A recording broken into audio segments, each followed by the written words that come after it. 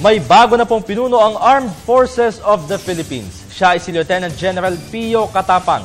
Pinalitan ni Katapang si General Emmanuel Bautista na nakatakdang bumalik sa public service.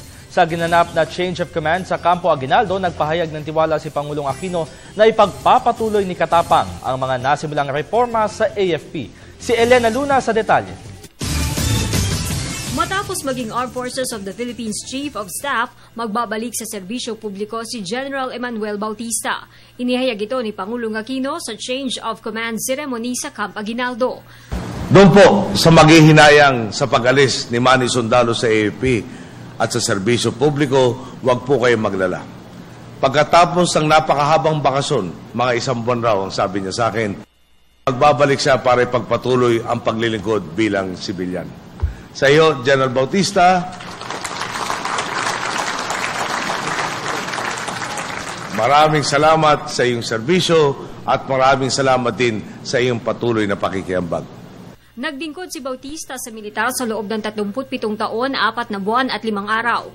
Nang iatas sa kanya ang tungkulin para pamunuan ng AFP, Enero noong 1 taon, hinarap ng liderato ni Bautista ang krisis sa Sabah, Malaysia, sitwasyon ng peacekeeping forces sa Golan Heights, ang tensyon sa West Philippine Sea, ang kaguluhan sa Zamboanga at mga kalamidad kabilang na ang Super Typhoon Yolanda.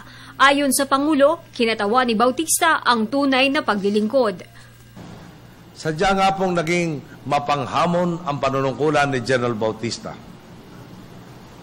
Tinimbang siya ng paulit-ulit, sinubok ang kanyang kakayahan at dedikasyon, at ngayon, walang makapagsasabing hindi siya nagtagumpay. My career in the military has been challenging, yet fulfilling.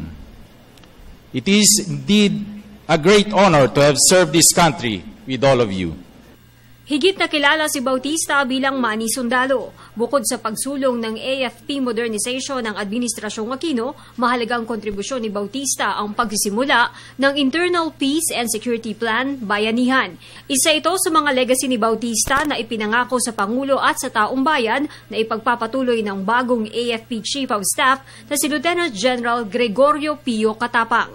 I intend to ingrain in the hearts and minds of each soldier the spirit, the wisdom, the doctrine, the actual implementation of the IPSP Bayanihan at the strategic, operational, and tactical levels of command. This will ensure our victory for our campaign and the victory of the Filipino people in the shortest possible time with utmost regard for the respect and protection of human rights and observance to the rule of law.